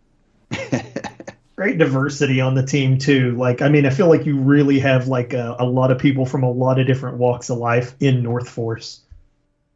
Yeah, and I tried to spread them out across the country, so you got different characters from different areas and stuff like that. So, yeah, I'll try my best. Grizzly's definitely coming out as a fan fave, I think. That dude rules. Yeah, the sequence I started drawing was the other members of the team discovering her in a bar because she's like, somebody comes up to her and pinches her ass in the bar, and she just flips out and punches him, but turns into a bear in the middle of a bar. So it's like, oh, that's a cool visual.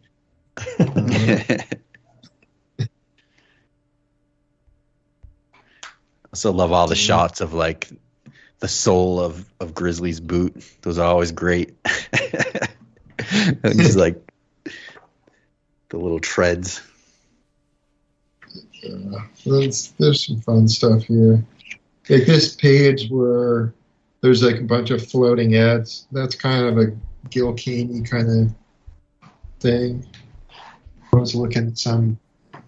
I don't think it's ripping off anything specific, but I definitely had Gil on the brain when I was doing that, and just trying to come up with interesting visuals of people talking can be complicated. Yeah, it's like I got 5 pages in a row where people are just kind of. Back and forth. Like, okay, well now it's actually 8 pages. Jesus. It's like, how am I going to do this so it doesn't just read as super boring looking? Like, how do I break this up? It's funny that you mentioned that because we definitely noticed that because I remember when we reviewed this issue and we talked about how you're really good at just kind of moving the camera around, so it's just not the same kind of view of the same heads talking, and how it really impacts like the experience of reading it. It does make it fun. I hate when people don't move the quote unquote camera around. It's just so static, and to see those different views. It can be a problem. Like modern artists feel clever when they like draw like a same pose and then just draw different faces. And I'm like, bro, we know Photoshop and Clip Studio exists. Like, you're not impressing anybody. Move that goddamn camera around, please. Do something. Wow. It was funny as we reviewed it. I was telling the boys, I said that's talking heads is like the great sin of comics. Like, you just never want to have talking heads pages. And it's like Craig said, you had all those great like solutions and like to not have it be visually boring, but then hilariously you literally had a splash page of talking heads, and it was like one of the more awesome pages. I was like, oh, that's funny as shit. Yeah, and it worked. The head stack. And look at all those balloons! Damn it! You really put Farron to work on that one. It's like. Yeah. And then I got pages here where it's like, oh, and here's a double page spread where there's no dialogue at all, and it's like, all right, I'm still paying him for that too. So, I don't know. Oh well. How are you? Sorry, go ahead. I was gonna say, how are you feeling about 2022 in terms of the comic, the pace? I mean, how you feel like you're getting back on track? It feels like it. Feels like I'm kind of slugging my way through this, but it's it's a slug. 261 kind of sets me up real nicely for 262, where that's not going to be an issue where I'm sitting here going, I don't know what to do, because I've got a lot of knowing what to do. Mm-hmm. So that helps.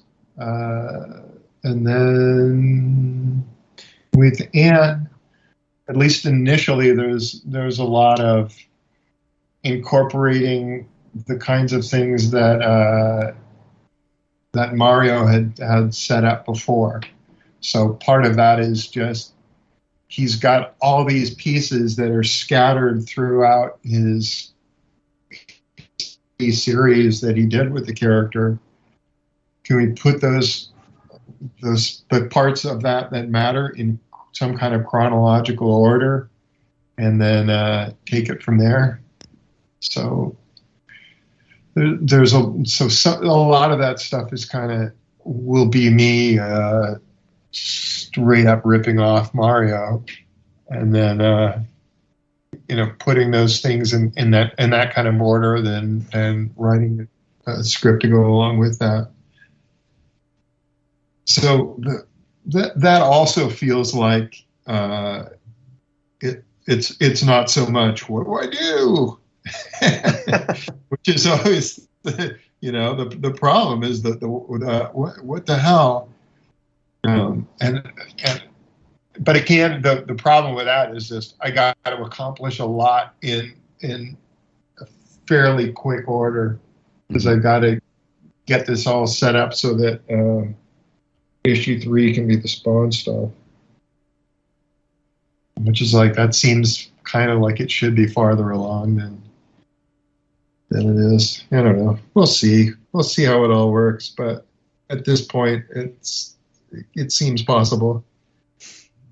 But it seemed like that when I started this whole nonsense. So we'll see. Artistically, you had mentioned in the past that your natural default style leans towards a cleaner style, and of course, we talked about Ant 12 and 1, and we thought we didn't know what to think. Were we going to love it or hate it or whatever? But I think it landed pretty damn good with us. Has it been more liberating to sort of work in a cleaner style? Does that feel more freeing or fun? Yes and no, because there's pieces where I know I would be able to lean on the other stuff, and there's places where it feels like, oh, this is a little too empty at times. How am I going to make this work? So there's occasional challenges which have been challenging, but whatever. You work around that stuff, and then you find something else to bellyache about. So, but on top of it, you are coloring it yourself as well, so it's got to be taken. Yeah. I mean, so whatever time you save on the inking or your pencils you're losing it on coloring, right? To an extent, the coloring generally goes fairly fast. Mike's doing flats for me, but I'm having him do black and white flats, so okay. It's all gray tones. Because I didn't want to be influenced by his color choices. Oh, okay. Interesting. So yeah, it's a whole other thing. But yeah, I'm one of those colorists where what about green? What about yellow? Just keep dropping in different. God damn it! I'm hoping that eventually this stuff is going really quick. But. Do you fun with color? Also, I'm doing flat colors in it, so that's a time saver where I'm not going crazy with all sorts of gradients and stuff. I've done it. I think in the first story, issue 12, I think I used one gradient in the whole issue. and then with the first issue, I've got gradients. I think I just did a couple skies that have gradients in there. Oh no, the buildings in pages 2, 3 have something going on too. But I'm trying to be really like strip it down, keep it simple. Don't go too crazy with it. I'll probably start doing more knockouts, which I didn't really do much of in the first issue. I don't know that I did any in the first issue, other than these characters. When they're too far away, then it's like, all right, you can all be great. That's fine. It looks good. I mean, we loved it. There's kind of like your coloring is kind of like a lot of pastels and stuff, which I don't know if you were like shooting for that or whatever, but I mean, it just instantly looks different than Dragon. Yeah, no, that was the notion, was to have it look really different from Dragon. So you're not looking at it going, oh, this is just the same old shit, but in a different book. It's like, no, I want this to visually really look different. So that was very much the intent, is to have these two just feel as different as they can, and it helps that I'm kind of emulating some of the late 80s, 90s kind of panel borders in Savage Dragon again, which I wasn't doing for most of the series, but suddenly I've got double borders on stuff, or craggy borders, or whatever. So anyway, it should be fine. We'll see how it goes. It's always this. How's this gonna work? We'll see how it works. Well, like you said, it will evolve as you kind of get your feel for it and what you like and don't like once it's printed. Yeah, but part of it is finding colors that Ant really pops against, and it's like, okay, well, those are going to be somewhat muted colors and not, so there won't be a lot of solid blues and solid other colors, because I want her to kind of be the most intense thing on the page.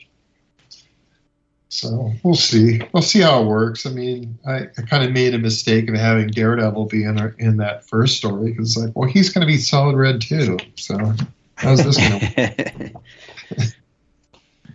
work? So you did the layouts for that issue 12, and you reuse those. Those are the ones that yeah.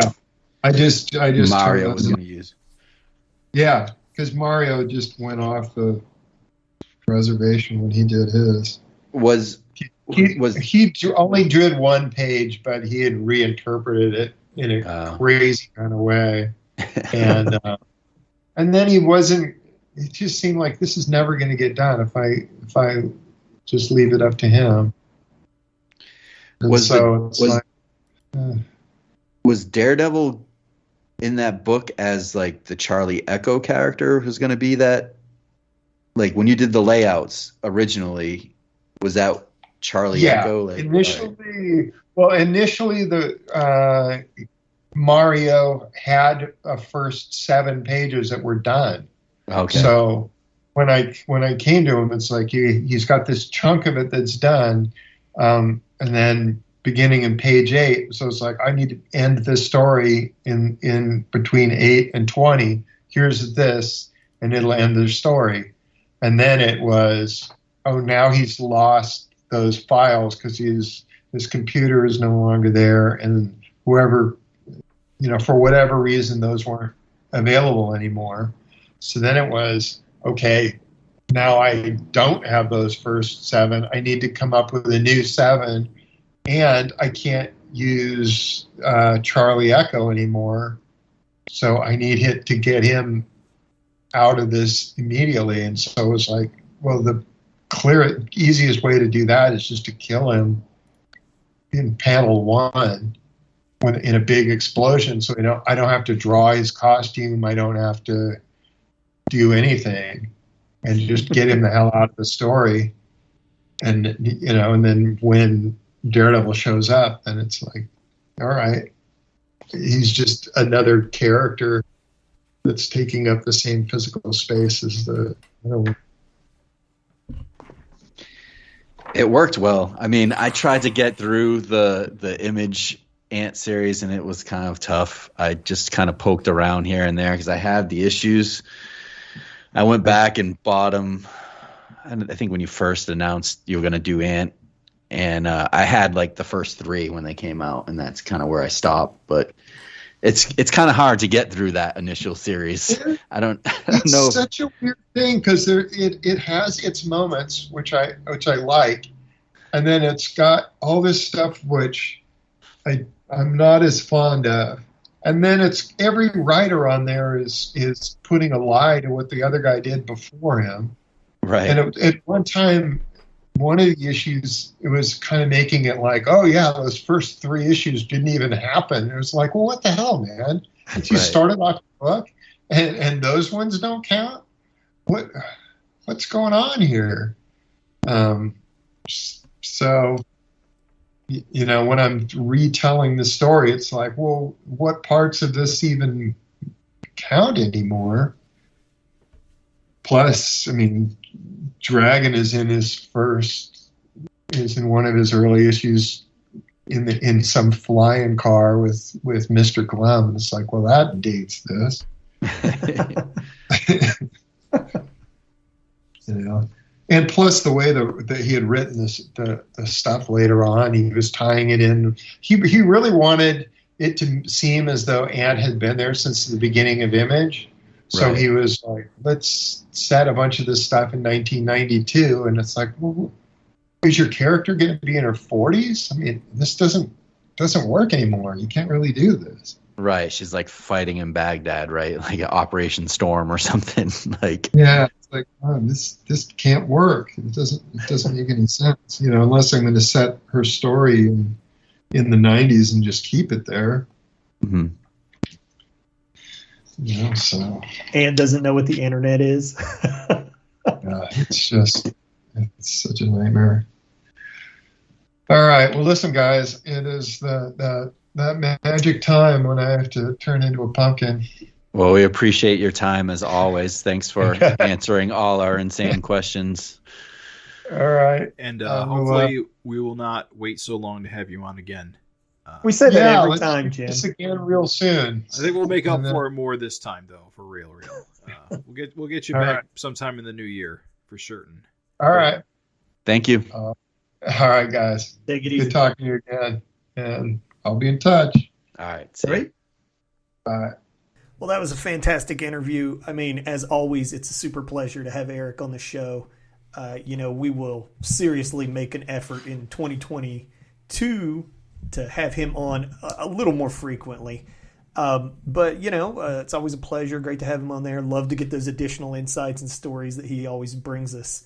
And, you know, now I think we're to the part of the show where we're going to just take, you know, not long, but it's end of the year, and I'm kind of wanting to know what Craig and Jim thought about generally Savage Dragon in 2021. Lay it on me, fellas. What's your general, like, broad picture views? Standout moments, you know, things you wish there was more of, that kind of stuff. That's what I'm looking for. Well, we all probably wish there was more of or more issues. But, you know, you got to take the good with the bad. And, you know, Erik had those struggles with the writer's block, which hopefully, with a little luck, are in the past. But I do think the issues that we did get in 2021 were exceptional. Yeah. Think about it. This year we got Faco, who we all know. And we got the return of Thor. And we had a fun road adventure between Walter and Amy. Yeah. And, of course, we got to meet the amazing group of North Force. Mm-hmm. And return of Tantrum. Yeah. Torment. The other T1. Yes. Yeah. I mean, I can't agree anymore. I feel like even though it was just 5 short issues, I feel that this year was packed with eventful moments, character introductions. Paul got his robot arm.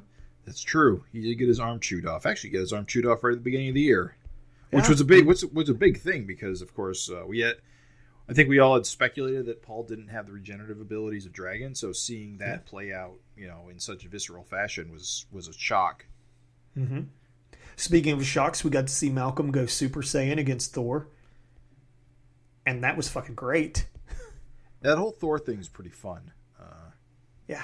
Especially since he got to beat up on North Force in particular, and of course the death of Miki.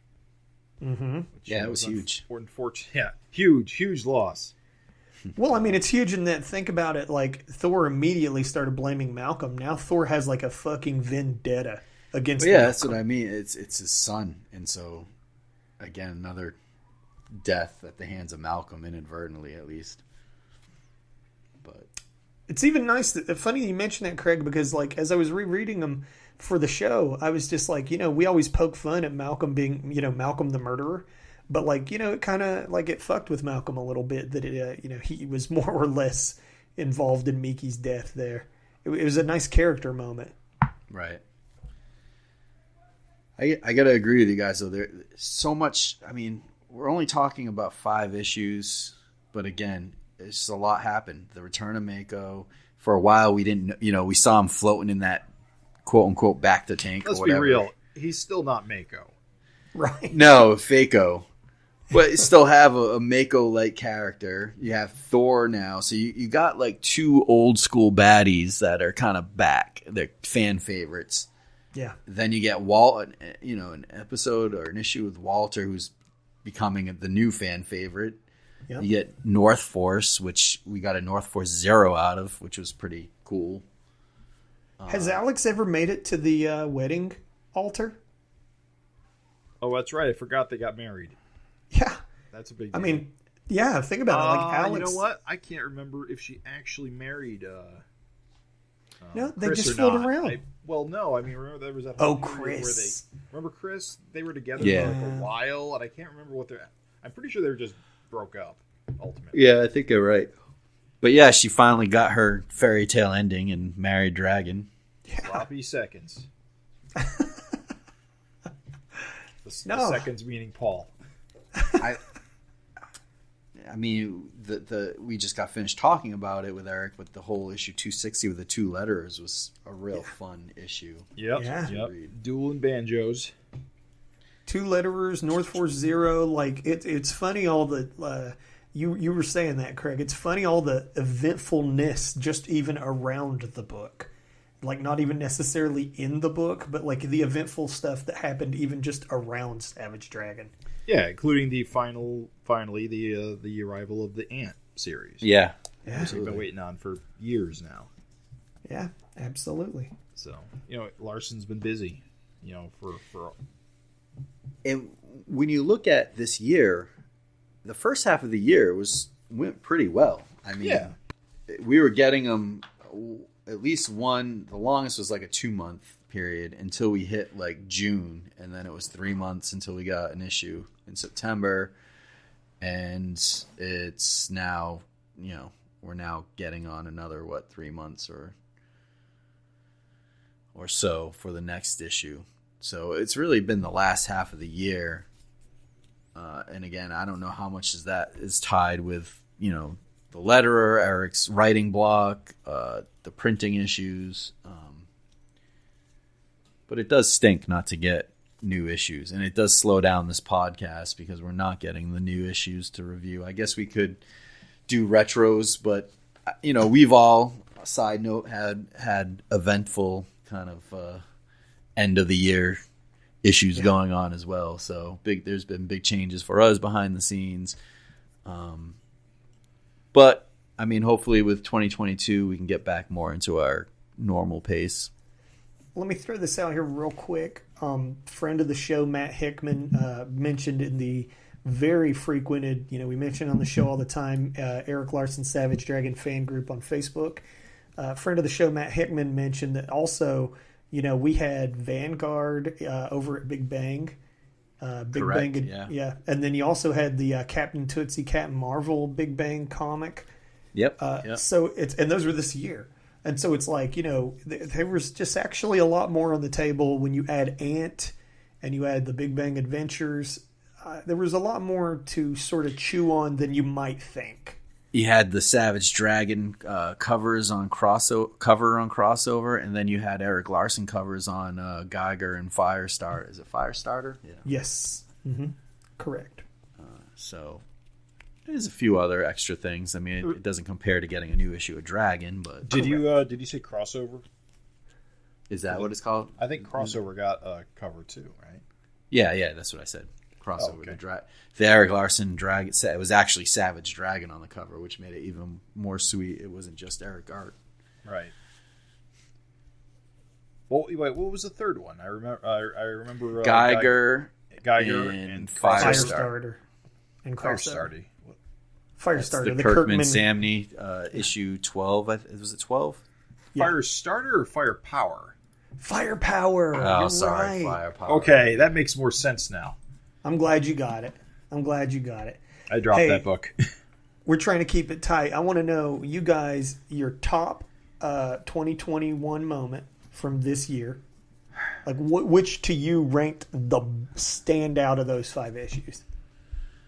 Oh, it's tough, man. You want me to go to so you can kill time? You can go kill some time. I got to look through. Torment fight.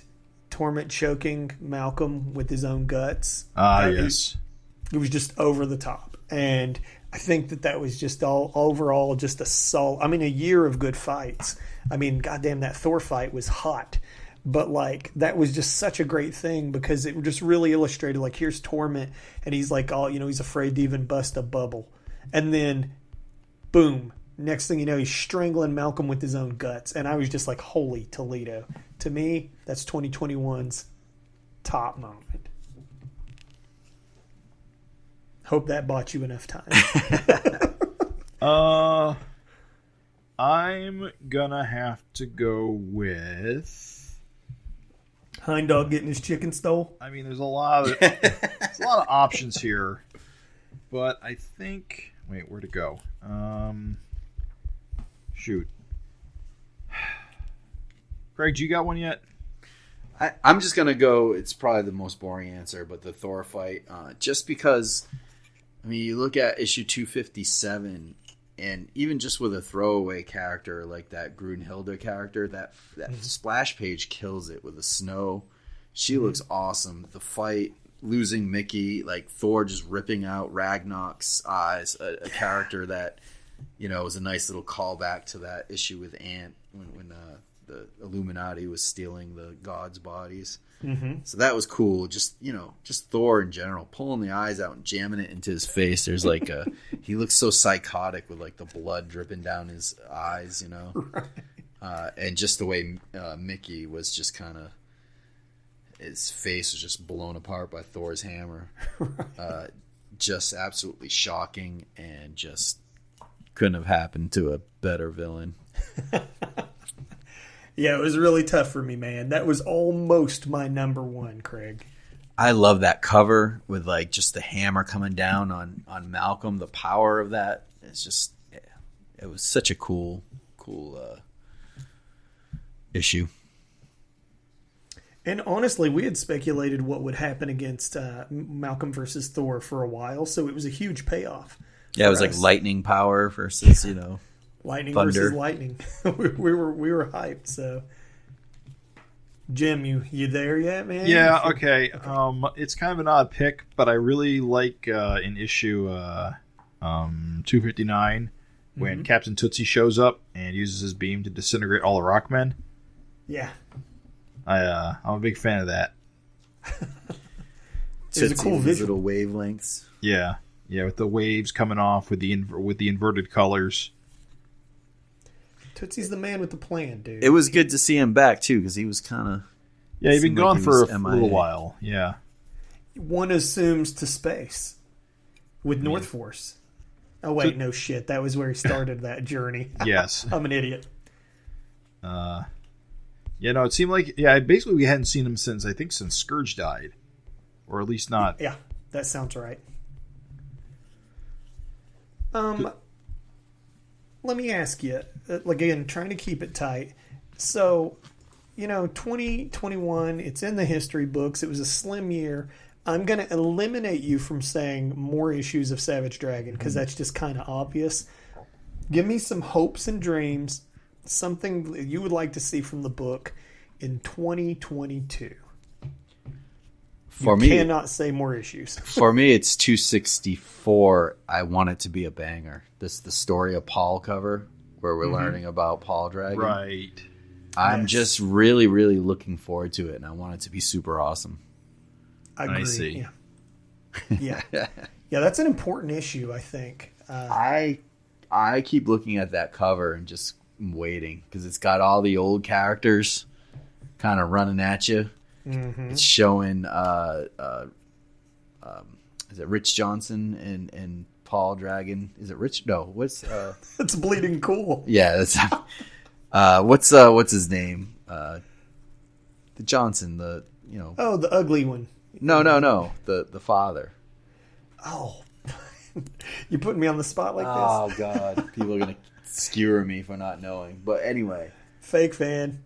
Yeah, it's him. It's showing how him and Dragon were separated. William Johnson. Jesus Christ. How William Johnson and Dragon is separating on the cover. I don't know. Mm-hmm. The Bronze Man's on there. It's just, I just want to see it. I want to know what it's about. At last, all his secrets revealed. I mean, how can you not want to purchase that off the rack when you see that? Yeah, dude. That's a strong-ass pick. Jim, what are you wanting? It's anything you want. Other than more issues. Can't say that. With me, it's hard to say. I mean, there's stupid stuff I want, like more Seeker. But it's just... go. Whatever Erik wants to do is what I want. Is really how it always boils down. I mean, I how magnanimous of you.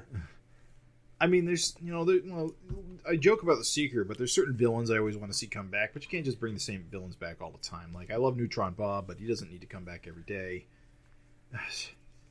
Like Craig, I'm kind of excited for that Paul issue. I'm curious if it's going to be like mostly flashback, or if Erik's going to do something like really interesting with like the present day, possibly. It would be cool if it was like all black and white. If it's like all flashbacks, if like the flashback sequences were black and white, like graphic fantasy. Exactly. That's how nice, you know dude. It's in the past. That's nice. There was no color in the past. Do you think that he will try to emulate the art style of the past? If there's any like flashbacks, I think the cover is a good indication that maybe not. I think he may just want to do it his current way and not go too crazy on that score. It would be interesting to see him try, but I think it's pretty tough for artists to like regress like that intentionally. Dude, I am so stoked to see like Flash Mercury style Dragon. Yes. Even without like the more like the one on the cover is more like the Batman instead of the needle nose, but I mean, I don't know. I hope we get some good splashes of old school Dragon. I'm kind of curious what's going to be going on with the Vicious Circle now that Dart's dead, and Rogue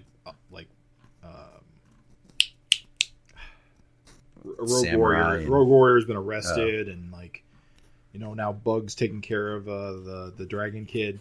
Barry. Barry, yeah. Is it Barry? Yeah. That stuff is. Wait, no, not Barry. Barry's the other. No, Barry's dead, right? Barry's Battle Axe's kid. Yeah, he's Dark Dragon's kid. He's dead. Gotcha. This is a different kid. This is a Dark Shark kid. Right. I've forgotten. I do kind of hope to see that kind of continue. The Vicious Circle like reorganize itself, but of course we got covers coming up that suggest that Malcolm and Paul are going to be fighting somebody. Hilariously, Malcolm predicted a gang war in issue 256. Did he? Yeah, he's sitting in the hospital bed. He's like, guess there's going to be an all-out gang war now that Dart's dead. I mean, on 262's cover, he's definitely fighting Vicious Circle villains. Yeah. So, it's definitely... Oh, and it says, they join forces to take down the Vicious Circle. So, do you guys think the Vicious Circle... will be definitively defeated? No fucking way, they're fucking cockroaches. No, wouldn't that be fucking berserk though? Like if he writes the Vicious Circle out of the book, talk about some end of an era shit. Do you think Mako takes over the throne of the Vicious Circle? I really hate Fako, so I'll be honest. Sorry, Eric. I'm not a big fan of how you've brought Mako, quote unquote, back. I think it's a little bit. You hate blood. It's just not that interesting to just have a guy become the spitting image of Mako. There's got to be another wrinkle to it for me to get invested. Sorry. Maybe he'll grow on you. He needs a croissant fin like Paul. That'll help. Mako comes with just like a shark fin on his head. That'll help Jim keep them separate. We're moving along in time, trying to keep it tight. I just want to throw my hope out. You ready? You ready for an 11th hour? Let's hear what it. The hell? I want in 2022. I know this is not going to happen, but I want Invincible to have a cameo. Wait, but there's a time skip in there that doesn't. There's like Doesn't thousands matter. of years in the fucking future. No. I'm not saying that it has to make any kind of like, oh, this is Also, the he's end of not the allowed. issue. He's not allowed on Earth. Hey, I'm saying make it work. It's a comic, dude. There's I a suppose- robot. reality. I suppose North Force and Captain Tootsie could hang out with him. There's a robot maid and a tiger friend. I'm just saying anything can happen. See, if you want to do that, you gotta have him drag Malcolm hang out with the daughter character whose name escapes me at the moment. Girl Vincible. Her, yes. Well, I know it's not going to happen. If you want a more realistic one, I would like to see Ant and Malcolm. Sorry, have... I'm shooting you down because I adhere to canon, Mr. Perez. It's just What a hater. It's who I So am. I hope the Seeker never shows up. Yeah. Well, don't I hope worry, he's done. he won't. No, I guess my non-pie in the sky wish is for Ant and Malcolm to have a crossover moment in 2022. Let's That go would ahead and be just cool. get that synergy going, dude. That's it. That's mine. More Ant is excellent idea. Yeah. Well, so there's your look back on 2021. There's your hopes and dreams and your defining moment. Is there anything else that you fellas would like to throw out there in regards to sort of a year, end of the year or next year, like anything you're thinking? Well, I'm getting real excited about comic books. There's a whole bunch of really cool ones that have been announced for the new year that I'm really, really stoked for. You may give us 2. Well, right off the top of my head, too, apparently Kurt Busiek is bringing back Aerosmith, which was a comic from the early 2000s. I believe that was announced for certain. Plus, I think the return of Astro City is imminent as well. Yeah, I saw that one. Because he moved all of that to Image, and so it's going to be coming out from Image. I believe that it's going to be like graphic novel format, but it's just really excited to get more books from him because I've never read a bad Kurt Busiek book ever, and so I'm always excited about that. There was another book I was really stoked on, but like usual, I've forgotten it, which is unfortunate. Let me look that up while you guys ramble. Craig, give me 2 things that you're excited for about 2022. Honestly, it's a weak answer, but just to get more FINcasts in, I feel like we've been kind of slacking, but I want to get through some retros, and I think we have it in us. There's a whole pile of good Freak Force comics. I'm hoping to get guys like Augie DeBleek on, and I know we've talked about, we have a kind of a pretty cool announcement for our anniversary as being 10 years on the FINcast, which I'm not going to spoil it yet. We should have mentioned at some point that we've actually entered our 10th year of existence as of November. Since I don't think we podcasted very much in November, I don't think it came up. And I think people are going to be shocked to hear what our special announcement is. Unfortunately, this is not the time to announce it, but hopefully soon. We've been working our butts off on something really, really cool, and I think if everything pans out right, it'll be freaking awesome. We hired a girl to recreate the Maxine. That's She's right. Cute. You're gonna like her. She's got freckles. It's nice. It's true. It's a one of a kind. It's a one of a kind digital experience from your friends at the Savage FINcast. But yeah, I mean, those are what I'm looking forward to. To finally be able to discuss our thing that we're putting together and to kind of celebrate our 10 years as a podcast, which I don't think we've really, like Jim said, we haven't really talked about it. And I think over the next few months we can start hyping ourselves and giving ourselves a pat on the back for putting this out. Yeah, man. I agree with you 100%. I think that there's some incredible stuff coming for our 10th year. And on a personal note, I never thought I would do this, but I finished collecting Savage Dragon proper, and then because of the retros, I actually went and bought every single Savage Dragon side comic. So nice. So it's like that's a milestone I literally never would have crossed without you guys and the show giving me a boot in the ass to do it. And I feel so fantastic about having this material that before I just had attitude. I just didn't care. It wasn't by Erik. I didn't want to read it. And thanks to the show, I've been really enjoying these retros. I've been really enjoying this like Freak Force. And even though Augie, we beat up on it, I still love it. TMNT, like all that stuff just really has hit me in a way that I never thought it would. And I went out this year, got every last thing. So, oh man, it just feels so good. I'm so excited to go over that stuff with you guys. Yeah, I've been working on that myself, although I've been having a lot less luck lately. I've got some issues in the 30s of Savage Dragon I've not been able to get my hands on. Specifically, the one of the Spawn issues has just not turned up on me for me. And I got most of the spin-off stuff. I think I'm missing a Dart issue, I think is the main one I'm missing. Oh, I got dupes. Let me know, dude. I bought... Who the hell has dupes of Dart? Oh, me. I bought some of that stuff 3 times. I bought Savage Dragon God War 3 times. That's probably one of the harder miniseries to find, though, because it's getting towards the later years of Dragon. I bought Deadly Duo twice. I bought a bunch of Deadly Duo issues like accidentally twice because the logos are identical, and I couldn't remember which number 3 I had. Yeah, for sure. Jim, did you get your second thing there? No, although I did find another comic I was interested in. It's called Step by Bloody Step. This is an Image comic by C. Spurrier and Mateus Bergara. It looks like it's like a giant robot kaiju thing, but it's nice. Like I can't really describe it like easily. No elevator pitch for us, then. It's like I think there's like maybe a commandy aspect to it as well. Cool. Ooh, that sounds cool. Yeah.